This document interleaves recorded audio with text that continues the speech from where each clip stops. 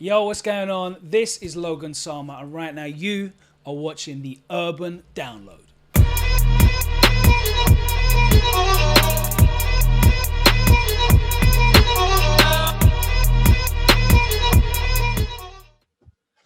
There we Can you hear me go. now? How you doing? Yeah, all good, thank you.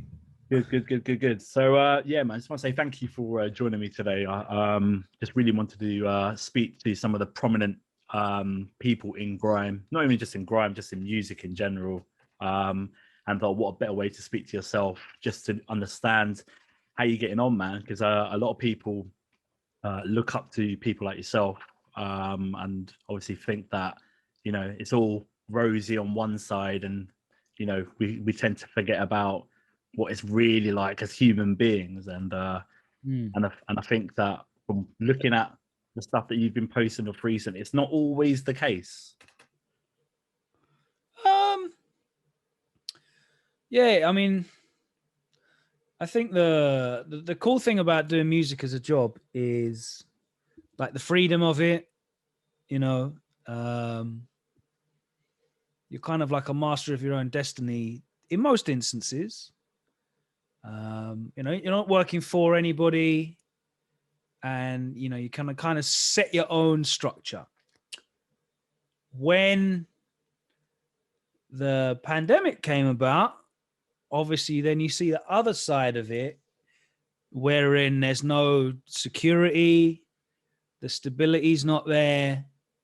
You're very reliant on a, a, a narrow group of things, mainly live events. And yeah, it poses its own unique challenges, I guess, and they're kind of coming to the fore in the time that we're in now, because you don't have that 9 to 5 structure, guaranteed paycheck. You've lost all of that, and you kind of got to do the best that you can with what you have. Really, it's very important to not let that uncertainty spiral into more negative feelings. I think what's really nice to see, and something that I read that you wrote is that you've got to, you know, keep keep going. I think you said that it's way more sustainable to make small progress regularly than it is to make massive leaps and add too much pressure. I think given the situation that we are in now, Mm. that is a perfect example of what you said, in that it can be very difficult for us during these difficult times to just think, well, you know what, I haven't got any gigs, I've got live shows, like what am I going to do, how am I going to keep myself going? And I think, Mm. what did you do to keep yourself motivated? Obviously, something with you personally, and I'm going to touch on the gaming stuff as well, because for me, that's incredible, and that's another testament to you as well, for a perfect example of keeping yourself going, Mm. irrespective of what's happening to the music scene. But what did you do? How were you able to motivate yourself and keep yourself going, regardless of Um, having not these live shows and whatever? like keeping yourself going and willing to, do the work is something that anyone that's successful in a creative field will be doing anyway, right? Because if everybody could do a hobby and earn a living from it, they would. Like no one wants to do a job that they're not passionate about just Definitely. for the money. We all want to do what we love to do every day and get paid for it. To be able to do that, requires a lot of work, like probably more work than a normal career would. So, the fact that I've been doing that for 20 years nearly already is why I guess I've been able to be consistent. The problem was that there was no, like, you look down the line normally, like working hard on a project, and you can see a return, like you can see a destination for it. So it inspires you to keep going. With this pandemic, it's, after the first few months, you're like, I don't really know when I'm going to be able to do any of these things that I need to be doing. I don't really know what the future looks like. And that uncertainty starts to pile up and makes it harder and harder. But,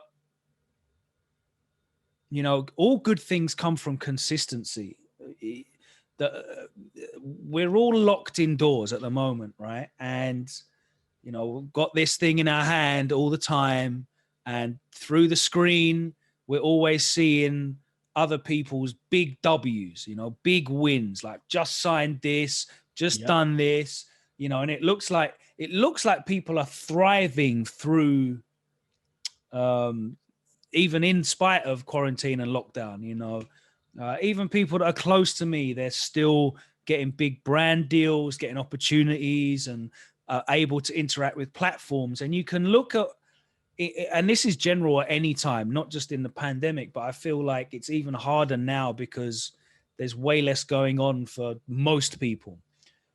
So when you look on social media and you see people, you know, securing these W's, it can make you look back at yourself and feel like you're underachieving. You should be doing Absolutely. more. Loads of pressure. Absolutely. You know, loads of pressure on, I need to be making the most of my time. You know, I'm here. I can't go out. All right.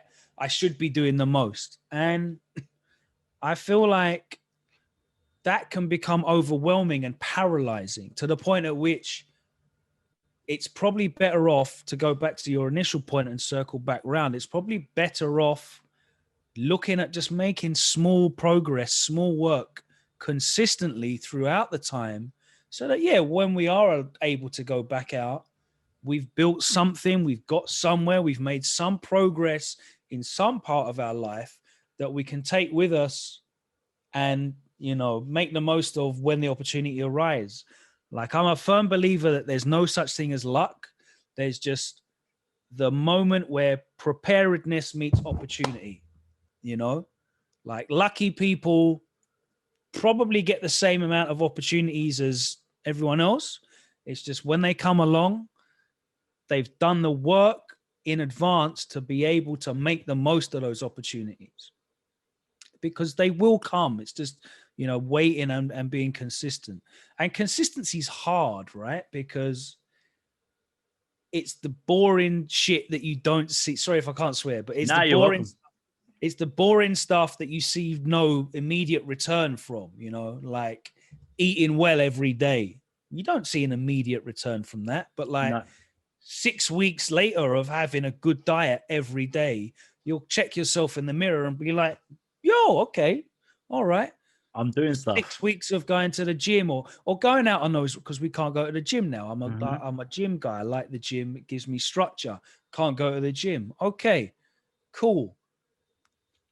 6 weeks of going out and doing little 2K, 3K, 5K runs. After a couple of months, you'll look at yourself in the mirror. You'll try on a pair of jeans. Or, you know, probably no one's wearing jeans anymore.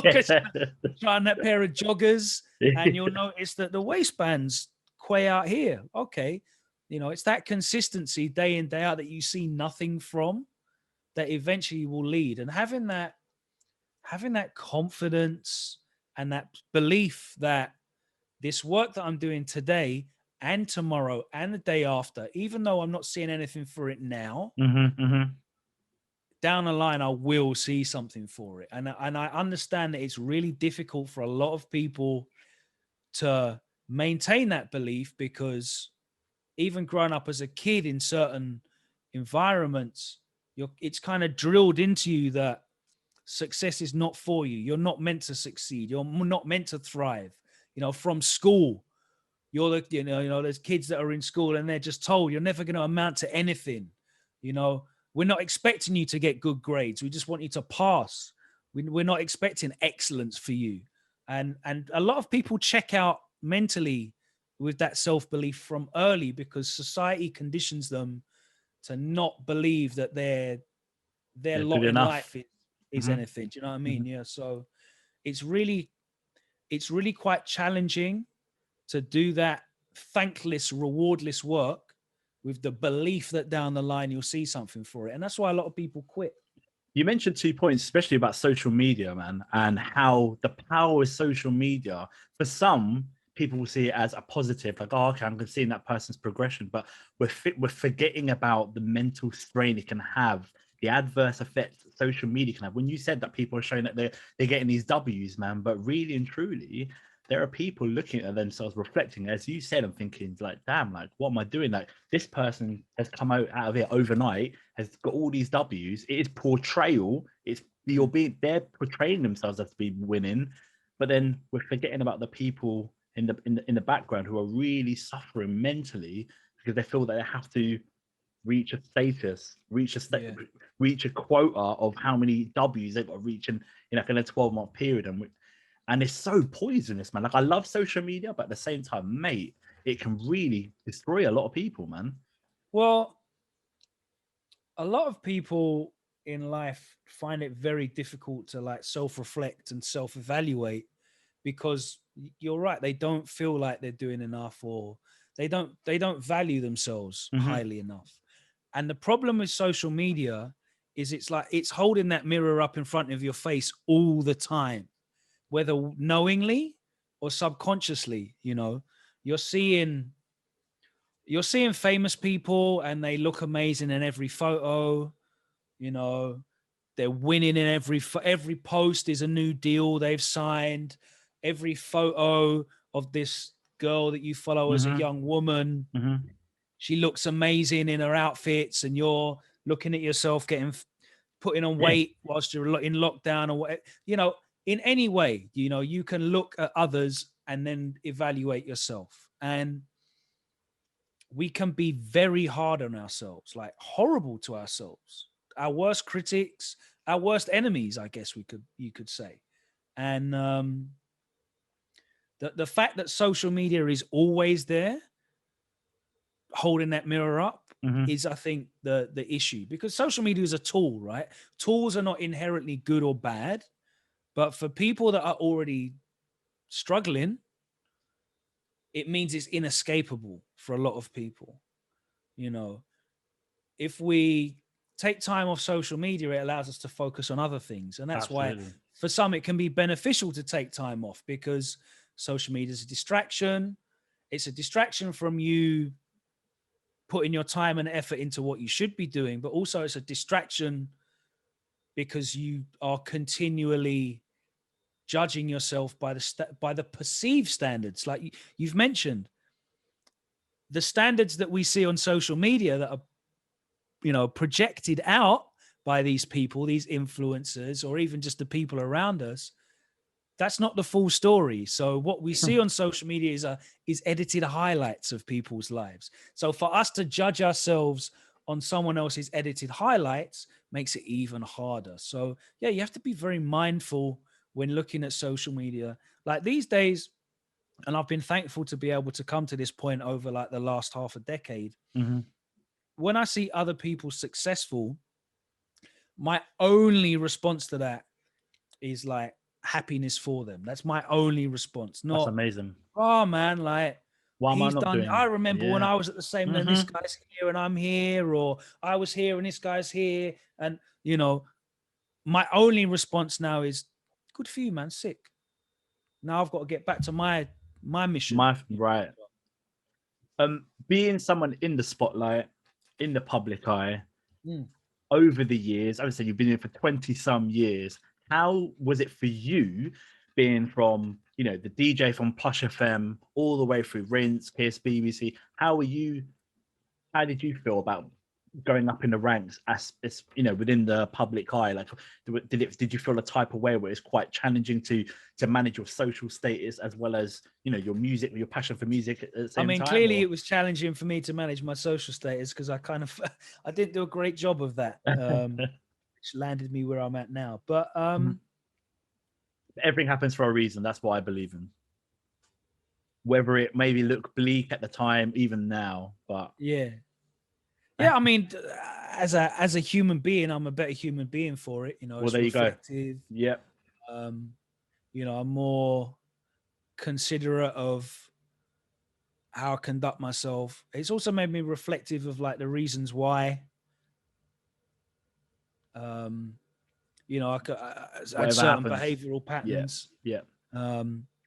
You know, and speaking to experts and professionals about what I can do Mm-hmm. um, about that, and it's yeah. I mean, on the way up, you're kind of you're looking forwards, right? You're looking down the line and seeing what more there is to do. Every like achievement's habitual, you know, Mm-hmm. like if you achieve even small things, it becomes habit. And that's why, it throws back to consistency, because when you're consistently hitting small goals every day, I've banged out 80% of my to-do list today, I've got this small project I want to get off the ground, be it a podcast or a mix series or anything you want to. I want to do a mixtape. I want to get to being able to run 5 kilometers without stopping. Lots of people have taken on these challenges, and we've seen them during the lockdown, the pandemic, and achievement does become habit, which is why it's great to start off with small things that are manageable, and then you start building and building. It's why when you see people start winning, they generally carry on, you Yeah. know.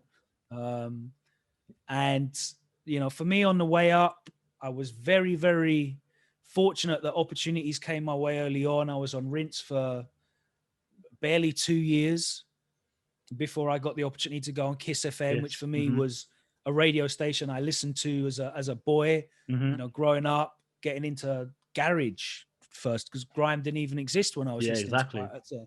to that, um, You were mixing garage and plush, alongside. right? So I, off my Wikipedia, I have to give credit to Plush FM, because it was like a local radio station in Essex that I was invited on by a friend who I knew through a forum that lived close to me. And it was a semi-regular pirate station that I did a few guest spots on. Now, it was not It wasn't a like a period permanent in my life residency. when I was doing like a super regular show. Mm-hmm. And then I went to university and was kind of heavy on using forums and that sort of thing. And then I got the opportunity on Rinse, and that's when I really had a weekly show that I was doing something and focusing on presenting and hosting and promoting things. And yeah, after 2 years on Rinse doing that and trying to be the best promoter of music on the radio that I could be, I was approached by Kiss to get that opportunity. So for me, getting onto Kiss alongside, at the time, people who were like massively inspirational to me. EZ is the reason why I started DJing in the first place. So to be on the same station as EZ meant so much to me. But then alongside people like DJ Hype and David Rodigan, Mm-hmm. Shorty Blitz, MK, and then also alongside sort of my peers like Hatcher, who was on there playing dubstep at the same time, which Big was up a big Hatcher. deal, because I looked alongside me and there were people that were the same age that came up through the same thing of going to record shops and playing new music, getting opportunities next to me as well. So it was a super cool thing for me to get the opportunity to do so early on in my career. And I forged nearly a decade on that station. I was on there getting into my 10th year before I left. So You we you did so mentioned much. you mentioned about you were between the transition of like plush and university and whatever, and you were on your forums. But what I really want to focus is the exact moment. Like, I know that you were used to mix at home in your bedroom, like headphones on, no speakers, that kind of stuff. Were you just literally just at home, just doing your thing, doing what we used to do is traveling to South, North, East, West London, go to the record shops, buying the records, just sitting at home, playing the records? What was the transition between from you in your bedroom to Rinse FM? Literally just getting asked to do Rinse FM. Oh, really? That's literally all it was. So I was in university. I went to King's College in Oh, London big up. doing joint honors, maths and physics. Yeah, play. And I only did that because I believed that maths was probably the most employable degree I could Most get, transferable as well. Yep. because I didn't really know what I wanted to do, but I knew that if I got a degree in maths, I could probably get a job that pays me pretty good in the city. And I was at university for 2 years. I found it really unengaging and boring. Um, and I realized that if I can't apply myself to this degree for 3 years, it's very unlikely I'm going to be able to apply myself to a job that I'm not passionate about for Absolutely. 20, 30 years. So I dropped out of university. And at the same time, I was like really active on music forums like Uptown Records Hmm. and Stay Locked and UK Garage Worldwide, in a time when, underground garage and crews were a thing. We're talking the start of the millennium, like 2000, 2001. And I started, rather than going to my uni lectures, I would just go around London and just hang out in record shops. So I'd be spending most of my day in um, like Uptown Records, Hmm. Relentless Records. No, not Relentless. What was it called? Oh my god, my brain's gone. It was in Farringdon, and Oh, definitely there, see, man. this is how I know I'm getting old. Crap. This I shows spent my. I literally spent so much time in this record shop and my brain has gone. But yeah, big up Dave who worked there, and my mate Selim and Matt Lamont would pop in all the time. And this is going to kill me when I remember the name. But there, and then I'd travel to go. Later on I'd go to Rhythm Division and Planet Fat in Caledonian, and I'd even head down to South because in those days, certain record shops would get certain records first on Oh, yeah, promo. yeah. So, if you wanted to get Agent X or DJ Narrows, you had to go to Planet Fat. If you wanted to Hmm. get, other certain records like Temper and Horsepower, you had to go to Black Market Records. If you wanted to get like XL, Locked On Records, you had to go to Archway, Pure Groove.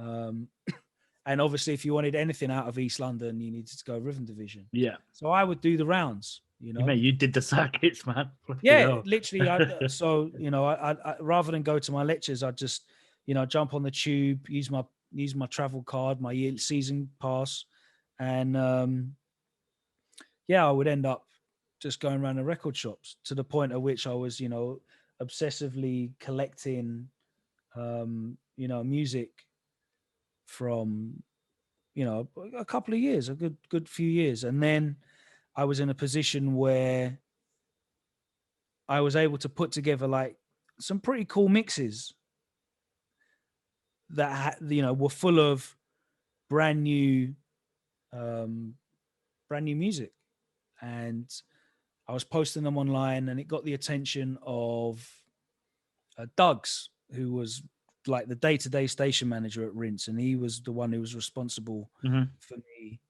to get the opportunity to go on Rinse. So effectively, you were really putting in the work by showing your face, doing all the City rounds. Sounds. It was called Ah, City Sounds. okay. See, You wouldn't be that able to hold whole yourself time I to did that. that whole monologue, I the was whole gonna story. say you were And then looking when I that. finish, my brain gets the little space to remember what the name of the damn Fair record play shop to in you, mate. Farringdon was. Fair play to you, mate. Fair play to you, mate. I don't know how you managed that, but you pulled it off nicely, man. um, I lost my train of thought now. Yeah, sorry. You know what? I'll move it to the next point. Do you know what? There was an article by Days Digital about 7 years ago, and it was some really coherent, like transferable points about how to make it as a grime DJ. Um, but not just being a grime DJ, just transferable to just being a DJ. And this is stuff that you wrote, man, that you commented, and Okay. it was brilliant. And you mentioned about how you should know the difference between being a live and a radio DJ. And you mentioned how the way you were on Rinse and the way you presented your show was so different, and it was such a breath of fresh air, which made you stand out from the rest. Mm. Now, you mentioned about your format. So your format was literally you were presenting tunes as opposed to just doing what normal DJs is just mix a tune, limited stuff on the microphone, and literally just bang out a tune, do it for 2 hours and go home. But your format was very, very different. Is that something that you were always your format, that was your format, that was you from the get-go, or was it something you fell into, thought, okay, well, this is a gap in the market or whatever? Yeah. So I think it's very important to find like a niche that you're confident that you can fill. And when you go onto a station like Rinse or Deja in 2001, and the bass level is cutting dubs for the show. So any records that I can get hold of to cut on dub, everyone's gonna have them anyway. So all I'm doing is I'm like throwing money into cutting dubs just for parity with everybody else, you know? Because yeah, I'm on the same station as not only DJs like Slimzy and Carnage, Danny Weed, but you've also got people at the time like Tubby and Glamour and DJ Wonder. Everyone's cutting every week. So me turning up with my little promo vinyl selection, I either have to be like some astronomical DJ talent that's able to like do something unique on the decks, like say a Rossi B and Luca at the time, who introduced, you know, scratching and juggling and stuff into their routines, or I need to stand out in another way. And I just felt like at the time there were enough people that were playing new music, like actually just playing it, but I felt that there weren't enough people promoting the music, especially when you looked at mainstream radio. That didn't really exist. You had Commander B, who was really a reggae dancehall selector, who was showing love to the music that was coming through his studio, because a lot of grime was being made in Commander B's studio, and he was doing that on Choice FM at the time, which is now Capital Extra. But other than that, in the mainstream, there just wasn't much. Even Westwood wasn't playing grime them times. So but yeah, like Blueprint show, but that wasn't even a lot anyway. It was just like there was just literally spatterings. You know, in time we got Cameo and One Extra, who repped grime a lot. But I felt like we just needed more people to not just play the records, but tell you about the records, because if people are going to buy into a scene, they need to know what's going on in that scene, right? They need to know about the people making it, where they can get it, what's coming in the future. Like, is this part of an album? People started making albums and stuff. So it was, I started looking at people that were promoting music outside of grime. So I wasn't looking at what other grime DJs were doing. I was looking at what other DJs on a world stage was doing. So I'd look at, in the UK, I'd look at Westwood and Rodigan. You know, they were both people that were great at bringing you into a sound and helping you understand and fall in love with the sound. But then I'd also look at, and also they're quite relevant to me because, you know, grime as a predominantly black music. Just about to say that. Yeah. You know, these were two men that they loved the music and the culture and were massively respectful of it. And I had that same love and respect for the culture that brings us grime music. So I looked at how they, in their own unique ways, because obviously Westwood is just a larger than life character, and then Rodigan has a completely different demeanor, but they're both really important in terms of how they have spread music to a wider audience. And I looked at that, but then also I looked at people who were part of the culture, because I'd been there from the birth of grime. You know, I wasn't just someone that just fell into it halfway later through on. You know, I wasn't someone that stumbled across grime and fell in love with it after the fact. I was in the room when it was being made. So I felt like a super authentic ambassador of this music.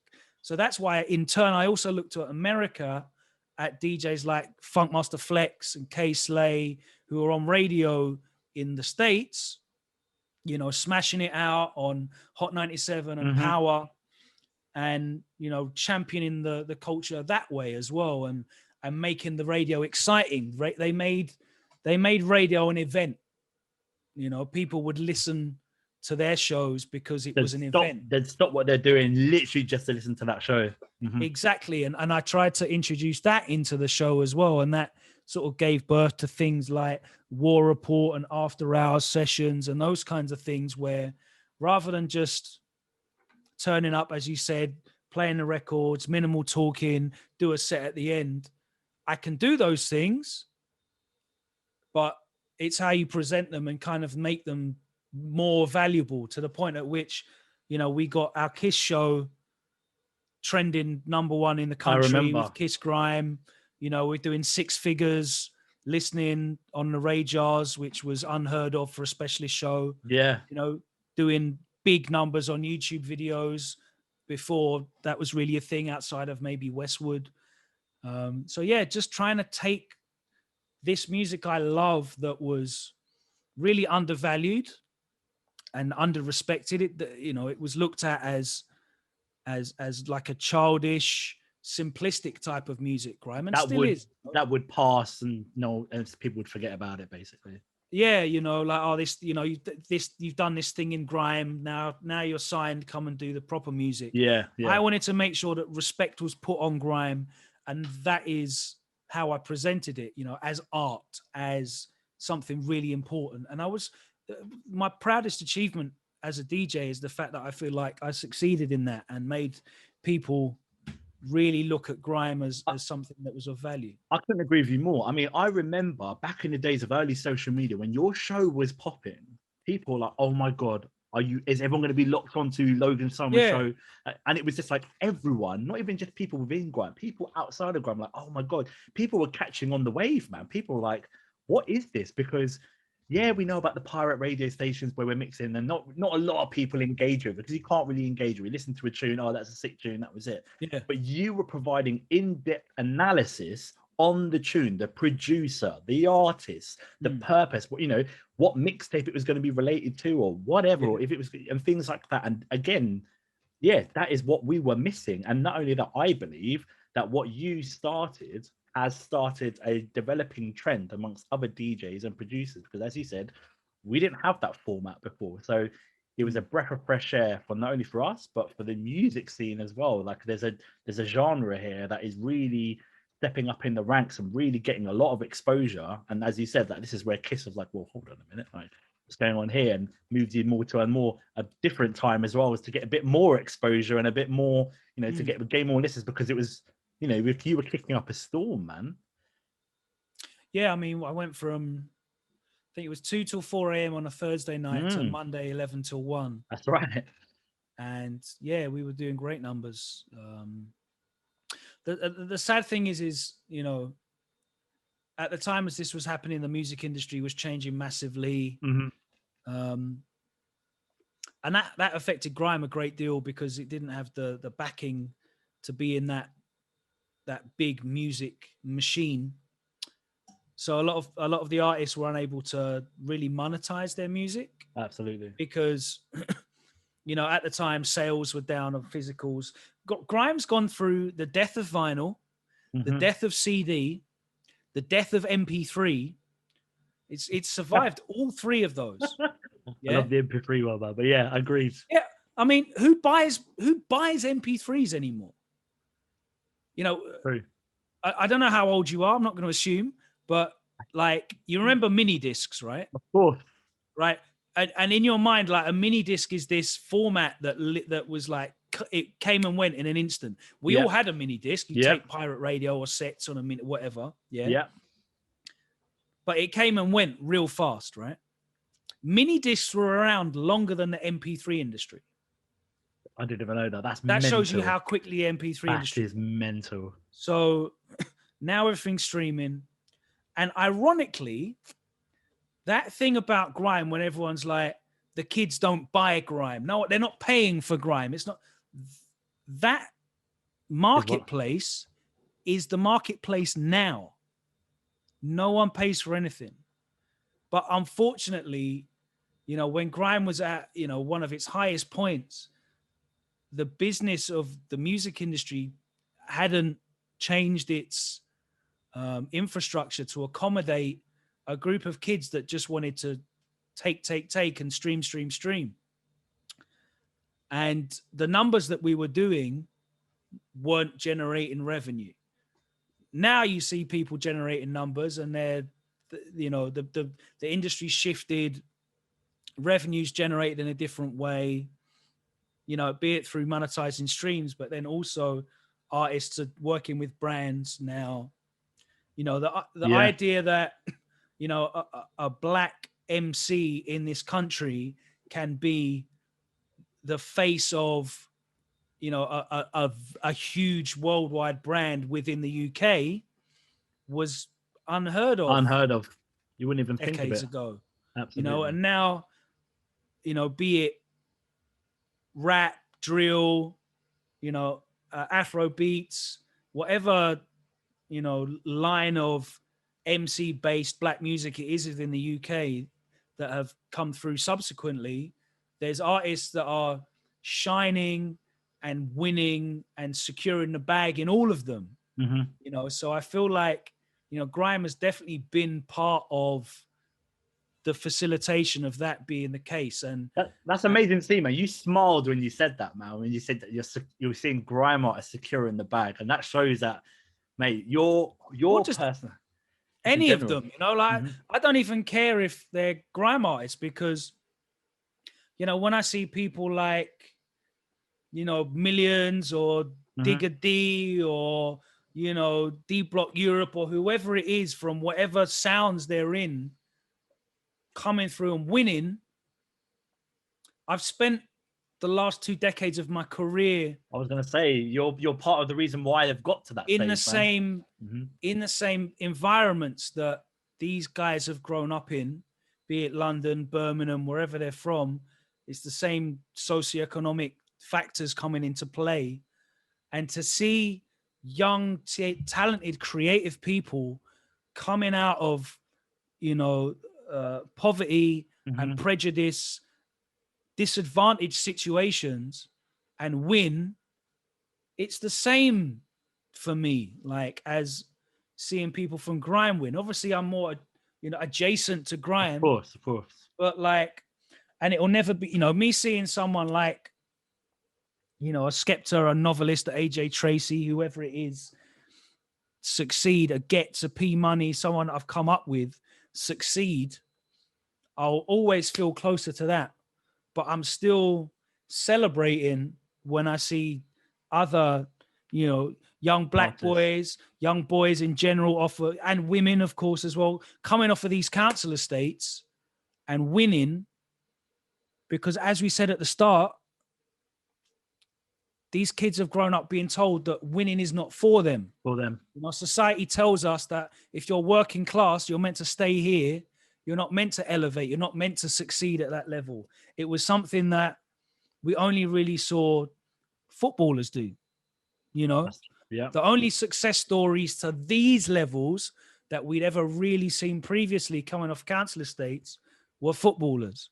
And now, music's another avenue where people are coming off and winning, and we're seeing the success story to the point at which, I'm seeing people like Skepta and Stormzy going around the world, flying the flag, millionaires. And I know what their upbringing's been like. I know what opportunities they had growing up. So the success that they're seeing now is amazing. I love it. One thing you mentioned about the grime scene evolving, and this is a question that I always personally ask myself, because obviously I was in the grime scene, not as prominent as you, but one thing that I think about is, like, back in the early 2000s, there were grime crews. There were loads of it. And I enjoyed it because I like turning up to a set and seeing, like, for example, you at Rhythm Division, you were mixing, there was Essentials there. Oh, bloody hell, that was like, yeah. 4? I think they're at 04, 03, 04. And 04, that was 04, yeah. And how do you see the grime scene now? Like, what are your perceptions of the grime scene now? Obviously, I understand that there's been transitions and things have to change, but for me, grime was like the crews, the hearing, like, you mentioned the war report and people battling against each other and crews musically fighting each other, musically, not physically, but musically. But why do we not see that now? Well, let's physically be as well. honest, like it was physically as well. Okay, I do want to say that, but yeah, that's true. There's a bit of both. Yeah. It bugs me, man, because I'm like, I love it's another part of the grime culture which I feel has been significantly missed, and I try to work the out platforms on which grime has thrived generally are usually built around the live experience, and for years that was hindered intentionally, not just for grime but any music that came through like that. I remember 05, 06 when Giggs was making the biggest records in the country and he wasn't allowed to perform at all. So it's certainly not anything that's exclusive to grime. Sure. And before grime was even a thing, acts like So Solid Crew weren't allowed to perform across the whole country. So it's been a thing for a while. But grime specifically thrives in that live environment. It works as recorded music, obviously, like grime songs can be successful, but it's always really thrived as a live experience.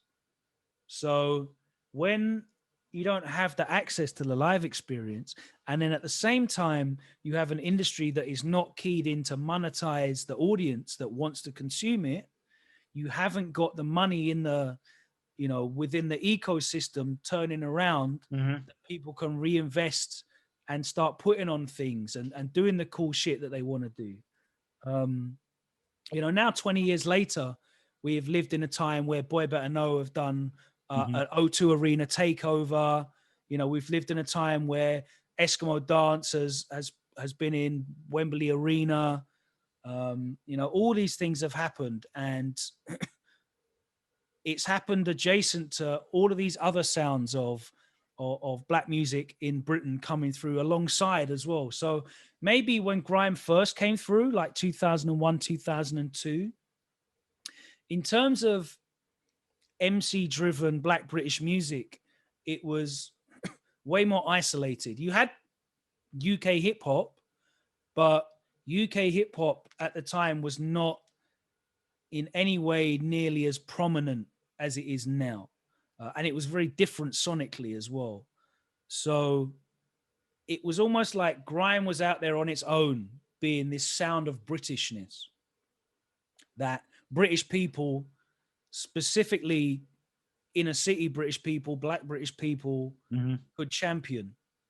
And now, whilst it makes it more difficult for grime, it's far better for the culture that you have a multitude of different sounds that people are able to consume. As I said, you have hip hop, you've got drill, you've got Afro beats that are all out here giving people a voice to be able to promote the culture and their experiences. And a lot of those things are either more suited to song format, because you have to remember grime is like halfway between the 3 points. Like it's like a triangle for grime. You've got hip hop from the rap, you've got dancehall from the sound system culture, and then you've got dance music with the electronic influence. And grime kind of sits in the middle of those tri-points, not really engaging with any of them fully. So it's not really rap. Like if you like rap, grime's kind of a bit too different for you. Yeah. But if you like dance music, grime's also a bit too different for you there. And then if you like dancehall, again, like grime's, so it's far away from all of them. Whereas like rap and drill is rap and drill. And even Afrobeat. Afrobeat is far more melodic and palatable as a commercially viable music. It's more sonically pleasing, Easy and that's on the why ear. It works commercially. You hear so many of these records with the marimbas and such, daytime radio, auto tune. It works brilliantly on daytime radio, whereas grime is way more abrasive and doesn't work as well at all on daytime radio. So grime remains this underground sound, this, you know, raw. It's called grime. It is a dirty sound. It's a raw sound. It's in the name, yeah. And yeah, you're going to have crossover records, but even then, the frequency of these crossover records is very low. You know, artists are maybe releasing one a year, and then they go back to, you know, I don't know if it's a problem, but there's a phenomenon where sort of an artist who is gifted and talented and has come up through grime will go to grime as their default sound when they want to voice conflict. You know, if I have this record, I'll do a grime tune there. Or as an isolated single song on a larger body of work. And it makes it very hard to promote the sound when, from the biggest artists in the genre, I'm only getting maybe 1 or 2 records a year. Absolutely.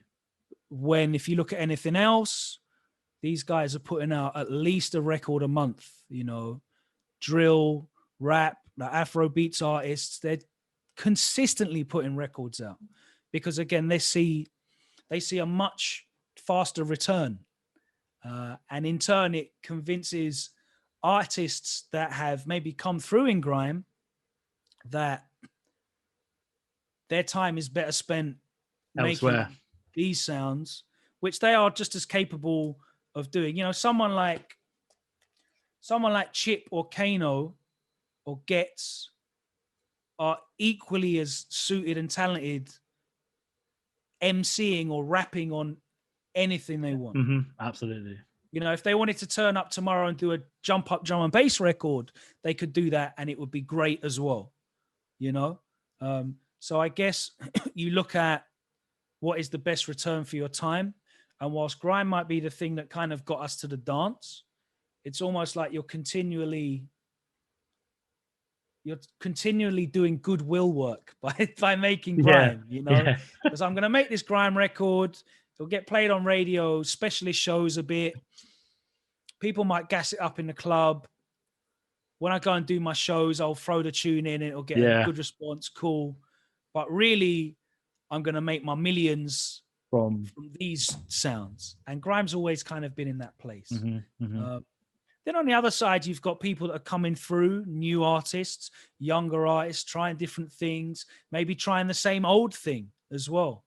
But we don't really have the platforms and infrastructure in place to make the most of that. So it kind of looks like it's stagnant because we're not able to catapult the new to the high heights that maybe we were able to back in the day with the engagement levels we were getting from pirate radio, the legal radio shows, the live events, and having that, you know, just lack of competition. You know, there just wasn't the wealth of artists in other places doing big numbers to compare yourself to, you know, to use that social media discussion we had at the start. If you're looking at your grime record doing 300,000 views on YouTube, and then my man's drill tune has done 1.2 mil, you're like, damn,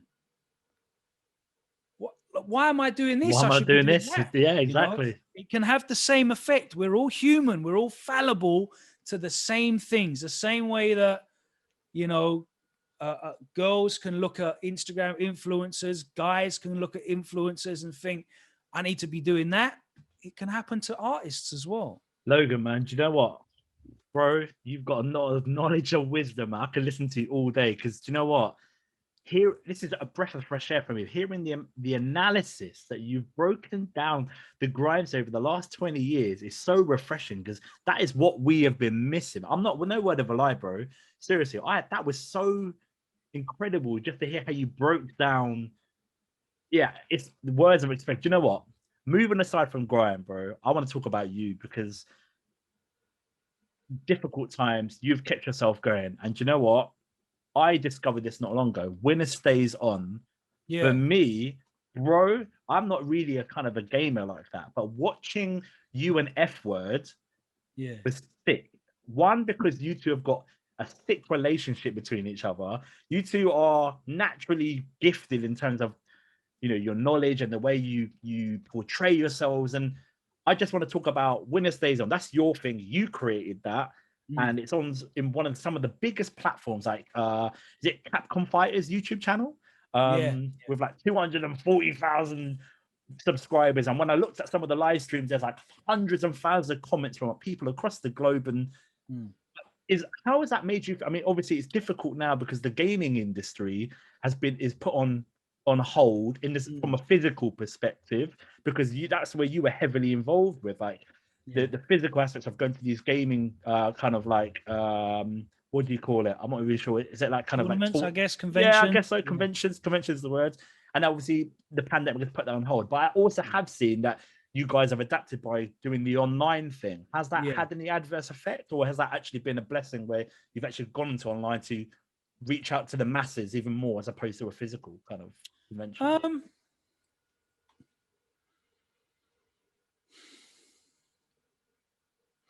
So I suppose I should start at the beginning. For anybody that doesn't know what the hell you're talking about, because they've come onto this video because they like my grime music work.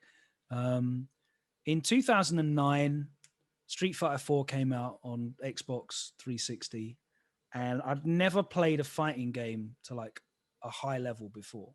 And I don't mean like mashing the buttons the fastest. This game came out, and I was like, yo, this looks like Street Fighter 2, but all the character models are like 3D models. The graphics look amazing, but it's got all the old characters I remember from back in the day. This looks sick. And I'm an obsessive collector, which is why I became a DJ. And I just want to know, like, I like knowing things. So I just went on YouTube and I was like, yo, there's some guys that are just like amazing at this. Their levels at playing this game are insane. Like what they're doing, reaction speeds, what they know, what they're ready for. Like it's just like the Matrix what they're doing on this.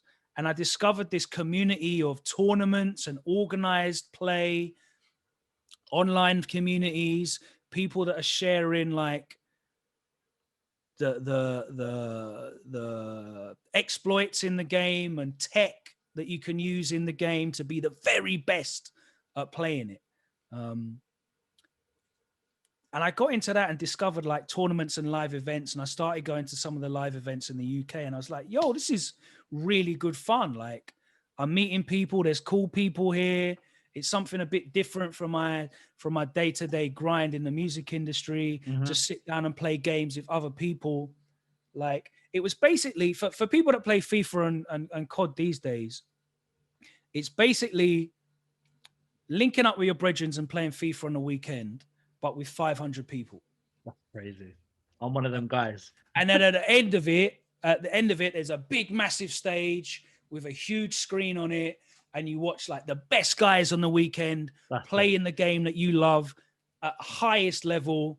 And it's just a fun weekend. I go to the event, playing bare games. And at the end, I see like the best people playing it. And there's a winner. They get, peas and a trophy, and it's good entertainment. So I kind of got into that. And at the same time that happened, 2009, like live streaming. Everyone knows what Twitch is now, right? But back then it was called Justin TV. No way. Justin TV was Twitch. It's Twitch now. Yes. So you had Ustream came out. Yeah. And then at the same time, Justin TV came out. And now Ustream was like, it was focused on personalities. I can talk to my fans on Ustream. Yeah. I'll do a Ustream, Justin TV was like the second one, came in behind, and it was like, well, what can we do that's different? Well, we'll focus on people streaming games. And, it's just one of those circumstances where everything aligned, esports was growing, and a platform was needed for people to watch these gaming events live. And Justin TV became Twitch. And a couple of years ago, Twitch was bought by Amazon for like $4 billion. So that was quite successful for them. Now there's games that most people have never heard of that are enormous games. They're generally free to play PC games, but games like League of Legends, Dota, stuff like Hearthstone, and then you've got games like Counter-Strike and Overwatch and Valorant. These games have tens of millions of players concurrently. You know, that means they're playing every month. Every month, yeah.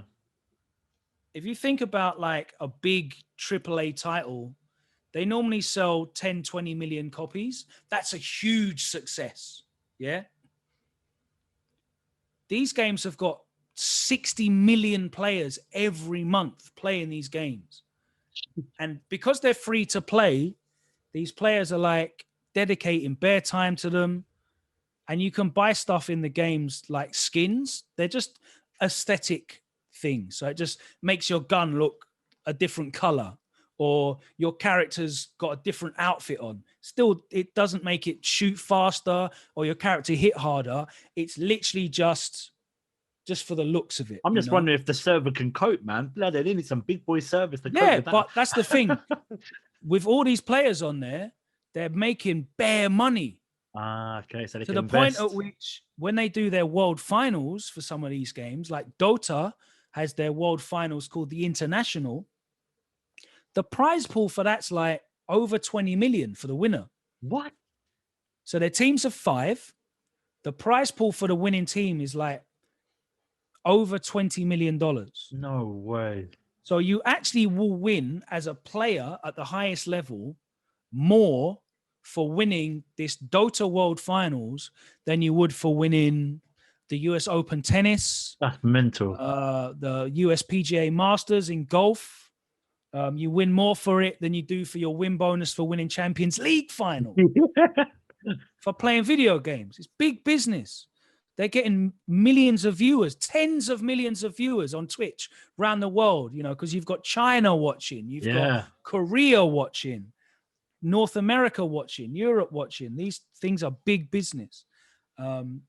Sadly, just like in music, the game that I love is like way down the rankings. Like, you see the same way like Grime is this really exciting thing that loads of people know about, but it doesn't really make fortunes the same way. Fighting games are exactly, everyone knows Ryu and Ken. Yeah, Chun-Li, Dalsim, everyone knows them. Everyone knows Tekken. Everyone knows Mortal Kombat. But these games do not make that big esports money. Sorry, I'm shocked. I thought you were going to tell me that these are the ones that are the elite top 3 in the world. Nah. Fighting games are like quirky and weird and really difficult to get good at because they take loads of time. They're console based, so they're really different in terms of the business model, not to get into the specifics of it, but you know, they're not free to play. You've got to pay up front. They've got a season pass model, puts people off playing. They have to be like perfectly flawless online, otherwise they don't work properly. So they're really difficult to build correctly as well. Whereas like a MOBA, like League of Legends, is a lot more forgiving. And yeah, just generally they have way smaller player bases. Like you're talking tens of thousands of players. Wow. So it's nowhere near. And That's it's similar mental. in Grime. It's like I could have been a house EDM DJ, or I could be playing, you know, like rap music or whatever. Do you know what I mean? Like, but no, I love Grime and I love Street Fighter and I love Grime. So like, how did you get? Sorry, go ahead. Both times. I've shaken myself both times. How did you get to? Because obviously you're a big deal when it comes to the presenting world. I mean, you know, presenting for Capcom and things like that. How did you? Yeah. I mean, granted, you were going to these events or whatever, but how did you get to the point where you're now presenting these shows? So I got into doing events, putting events on, organizing, because again, there wasn't like regular stuff going on for these players. So I started organizing small weekly events. It's like your Power League, but for games. Like we link up midweek, do a tournament in a night, 4 hours, you know, 7 till 11. We were running in HMV Gamer Base in Trocadero. I had a brethren that wanted to get into streaming, so he brought his laptop down and his capture card and had some mic headsets. And then we started live streaming the event, and we'd get people watching from like America and the rest of Europe. Yeah. So like over the years, we started to build an audience. And because I have this broadcast background, I was pretty good at commentary as well, because, you know, as you can see, when I talk about something I'm excited about, I've got quite a bit of passion in my voice. Like normally I'm kind of like miserable, whatever. But when it's something that I've got a spark for, I'll sit up, project myself, you know, I'll make it sound interesting and hype. And again, like I'm an obsessive learner. So whilst I might not have the skills of these players, I have got the knowledge. Right. I want to know why you did that thing that you did. How did you do that combo? Why can you do that?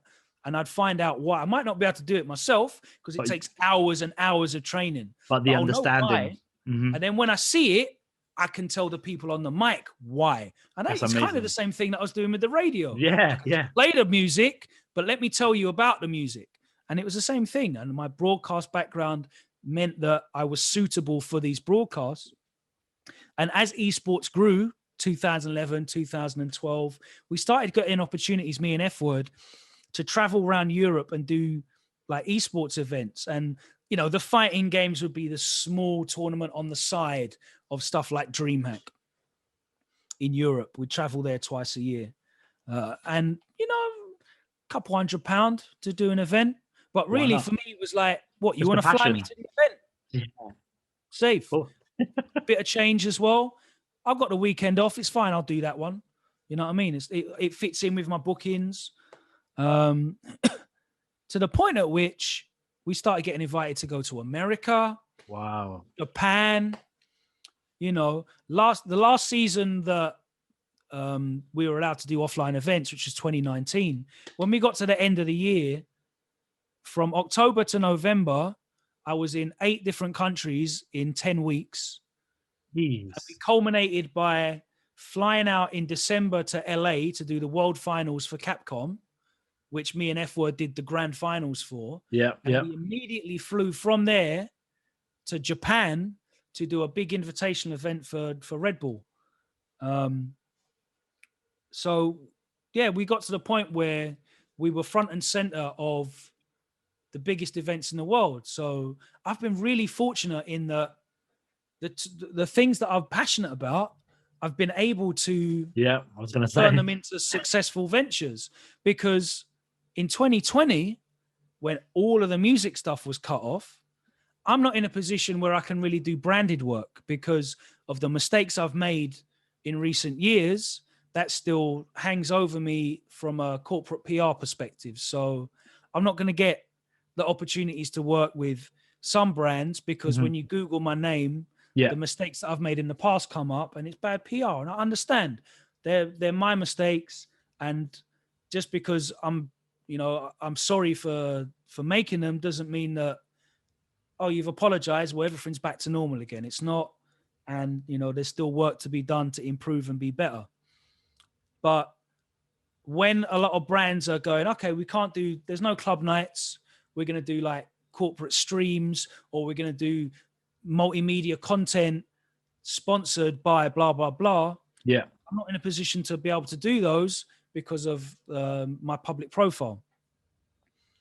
So in terms of music, in 2020, I think I did maybe 3 jobs. It was in no way a career in 2020. Music. The opportunities weren't there. Thankfully, because of all the content I'd done through gaming, I had the opportunity to produce content for Capcom for their now online series. So whereas in 2019, I was flying all around the world, what we were doing is we were going to a studio and we were recording like analysis, previews, roundups, highlight packages of the events that they were doing online in the different regions. So, you know, one week they do a Japan online tournament. Next week it would be an East Coast North America tournament. Week after that, it's west of Europe. Week after that, it's Australia. So we're just going back to the studio, recording content, me and F-Word, about the gaming stuff. And that kind of kept me with things to do, and was an absolute blessing, because if not for that, my 2020 would have been incredibly difficult to deal with, just being locked up inside in my house without being able to see the end of it. You know, the longer the lockdown goes on, and that's why I'm a big advocate for, you know, mental health in these times, because not everyone is going to get those opportunities when they need them. Absolutely. You know, everyone needs to hold on and not give up, but for everybody, the opportunities are not going to come along when you want them to. And the longer this pandemic goes on, the longer this lockdown stretches, the harder it becomes to see an end for people.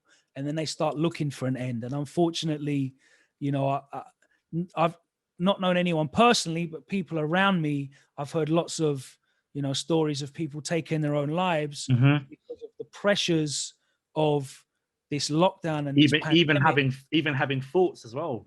Yeah, no, of course, you know, it's hard and it's difficult, but I'm very aware that I've been fortunate to get opportunities still, even as much as I've fucked up in my life, I still am able to carve out opportunities. For other people, those opportunities might take a bit longer to come along, and life is very hard for people.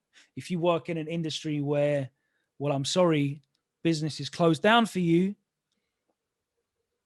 it's very difficult. Even if you're a business owner and business is closed down for you, there's so many people that I've heard of that, you know, have just been wiped out financially because of they've still got to pay overheads, rent, leases, what have you. Yeah. But no money's coming in, and they've ended up taking their own lives, and it's tragic. You know, it's tragic. COVID has had so much more of an effect on us than just being a virus. You know, I think it's a two-edged sword, man, because in a way, yeah, coronavirus has really affected us, but like really badly from a physical and mental perspective, but also it's given us opportunity to take a step back, reflect on our own lives, and realize, okay, do you know what? I've had to really see what I've really been doing, and this is what I actually need to improve, because if I lose that, then I have more or less nothing. So it's giving you some more self-reflection and your more self-worth, and what you've taken for granted is literally now not there. The big problem though is a lot of people are trapped inside their own head because of that, and not everyone benefits from over self-reflection, you know, because the more that they look inside, the troubles that they are managing, the mental health issues they're dealing with and coping with become inescapable, because they're in their own heads all day long. They don't have the release of focusing on work. They don't have release of socializing. They don't have the release of, you know, an activity that they're involved with, be it going to the gym, lifting weights, playing in a sports team, you know, any number of things that you can't do at them, going to the cinema, even something as simple as just taking your missus out for dinner. You know, trapped inside your own head. Some people are suffering really badly because of that. And, you know, I try and be mindful of that and try and be as kind as I can, as often as I can. Absolutely. You know, the big lessons that I've taken away from the experiences that I went through a few years ago is, you know, whilst it might be easy to slip into sarcasm to the point of meanness online and making jokes at the expense of people, even though, you know, you're not being considerate of the effects that those jokes have, it's always better to just try and be kind when you can, because nothing bad comes of being kind to others, you know? Couldn't agree with you more. Putting your energy into meanness, even though it might be amusing to you or the people around you, like, it might not be cool to say, oh yeah, don't make jokes about that, blah, blah, blah, blah, blah. But being like, putting that energy into being kinder always is a net positive benefit. Always, you know. The opportunity, I started saying, if the opportunity presents itself to be kind, try and always take it. Wise words, man. Do you know what? Not to be like mad corny, but no, it's true. Do you know what? One thing I've learned from this talk with you is that I've made mistakes in my life, even of recent, over the last few years. And Yeah. the one thing that we have to learn to do is accept where we're at Yeah. fault and how we can improve and avoid that and better ourselves. And that in Look, man, itself, there's lots of people on social media that have seen people be, you know, dragged for what they've done and have made change because of it. Like if what happened to me can be an example to at least two people to go, yeah, let me allow that, let me just be more positive, yep. then it's a net benefit. You know what I mean? Like, and there's lots of people who are pieces of shit that have realized that they need to cover their tracks because they might get caught. I've got to go and delete all my old tweets. Let me make sure no one finds out that I was done this, or even worse, things that people have done, you know. If that means that they go forward through life and are a net better person because of it, I'm cool with that, you know. Like it sucks for me. It sucks for me. Yeah. But like if it's a net benefit, I kind of the way that I am able to process it in my brain without getting too down about things is if it's a net positive, like I'm cool with that. I'm still look, I've lost opportunities. I've lost a lot of money, but I'm still in a position to be able to, I'm still healthy, still in a position to still be working, albeit in a limited, you know, a lesser way than I was before. But like my life is not over. I can still go out and make the most of it. And I hope that it can be an example to just not waste your time doing put, man. Like just try and be 100%. decent, be better, you know? I just want to end it off there because this has been a really, really insightful discussion. I just want to, last few lines, this is from yourself. You may not have remembered you saying this, but this is no, it's positive, bro. It's nothing negative. I'm going to show but you said this in 2011. You forgot you said it, but I'm bringing it back up. Nah, man. You said be consistent with your plans, fitness, learning, education, skills. Do something every day. It will all add up. And you know what?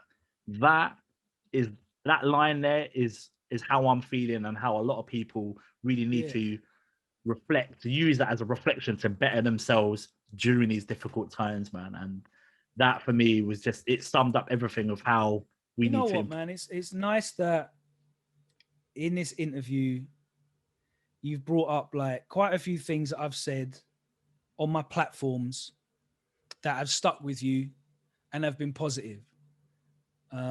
Because like as the joke we made when you said this thing, like for me, the overwhelming burnt-in impression in my brain is that my legacy and what I've put out there in the world is bad, is negative. So whenever I speak to someone, they're like, you know what? You said this thing. You didn't say it to me, but you said it on your timeline or on this interview. Immediately you're burning inside. You're like, oh man, what did I say? And they told me it had a positive effect on them. It means even more now. Like it meant a lot to me anyway. But like after the stuff that happened before with my social media history being brought up, anytime someone tells me like, you know what, you said this thing and it had a positive effect on me, it inspired me or it motivated me or it let me, you know, it's even more important now because it's easy to lose my perspective on like, was I a bad person? Like, is it better off that I just didn't say anything? You know, like was my net contribution bad? Because there's so many people on social media that like responded to the cancellation happening based only on the 3 tweets or whatever it was that they saw. So whenever I speak to someone and like they tell me something that I've said or done has had a positive effect on them, it's galvanizing in a way to carry on to try and be positive Well, it is because it also shows that we make mistakes in our life, man, but we yeah, can better ourselves, and we can come always. out of all the negativity and still maintain our our self-respect and our self-worth, and still carry on as normal, but if not better. And for me, looking at the stuff that you've done of recent, man, you're a perfect example that there are a lot of people who can fall into a rut. And I don't want to keep bringing up that unfortunate experience, but in a way, it's been a blessing, because you've actually not improved, but you said, you yourself acknowledge that you've just bettered yourself. You've become more, happier to more people, and more, more proud of other people's achievements, and just overall, just a general positive person, man. And like I said, this current time is difficult to maintain that. So I just want to end off there by saying thank you, man, because this has been a breath of fresh air. Listen to someone like yourself, being predominantly grime, listen to someone who has the extensive knowledge of grime, analyzing the scene, but not only that, from a personal perspective, man, just hearing yourself, how you're coping, is a breath of fresh air. And another thing is that small progress, as you said, with that small progress, you'll get that end result. And that's what you're doing right now with the fighting words, man. That's, if one doesn't work out, you still got something else that you've been building I'm still even looking at ways, and we're working on new musical projects, because I want to be in a position where when things open up again and we're able to utilize some of these platforms, it's like we had a lot of these platforms taken away from us in grime specifically over the years, and it's made me reflect how much I miss them and love them, and want to do more to be able to facilitate more great memorable experiences from grime. I would like to probably just say one last thing, which is a general thing for everybody, and it's not related to like music or DJing or whatever, but like, if you believe you've got a talent in something, if you've got a gift in something, the only real loss you can take is quitting. Because if you have a real talent for something, eventually you'll be recognized for it. And if you keep working and improving your talent as a skill, and trying to level up continually, consistently over time, eventually enough people, or the right people, will recognize your talent, and you will receive the opportunities, the recognition, and the rewards that you probably believe you deserve for it. The only way you can guarantee that you won't get them is by quitting. And there's a lot of people that succeed really early on in their career, and they're just really fortunate people to have had those opportunities present themselves. But don't look at someone else's timeline as your timeline. Keep going. If you can find a way to balance sustainable job with passion that you love, keep doing that passion that you love, and keep working on it, because you love it, man. You love it. Remember that you love it. Keep doing that, and eventually, at some point, you will get the opportunity that you deserve. Might not be the day that you want it to come, but that opportunity will come. The only way you can guarantee that you won't get that opportunity is if you give up and if you quit. So don't give up. Bro, honestly, do you know what? The wise words, man, wise words. And like I said, it's easy to quit. It's easy to quit, especially right now, not just in life in general, but for what we're going through right now. And I think those powerful words really show that there is light at the end of the tunnel, and we can make something of ourselves. Quitting is easy, but with a little bit more self-motivation and a bit more happiness and a bit more, progression with what we want, we are passionate about, we can get there, man. Bro, thank you so much, man. Seriously, I really appreciate Nice your time. talking to you, man. Yeah, I don't likewise, think we've ever had a long form conversation. No, we haven't. But it's been enjoyable. I hopefully more to come, man, because I want to know. I want to see what's happening more in the Capcoms. That's no word, but seriously, that when I watched that stuff, I was like, I love this shit, because I'm more of a FIFA person, but I'm more of the FIFA tournament side of things. I'm a Tekken man. I'm a Mortal Kombat man. But when I'm not gonna lie, I never came across Fighting Worlds, and Fighting Words, sorry. But when I saw it, I was like, yo, this is sick. These are like people battling and people are getting hype in the comments. I was thinking, and it's not only that, the commentary makes it sick as well, because it's not just what you fight, it's the commentary and the analysis of, oh, he's just done this, oh my god, he just like, that is sick, man. So yeah, testament to you, man, because I didn't know you. I thought you were just a music guy, but for me to realize that you're doing the gaming stuff is a testament to you, man. So thank you very much from the bottom of my heart. I really, really appreciate that, bro. Thank you. No, it's been a pleasure, man. All the best.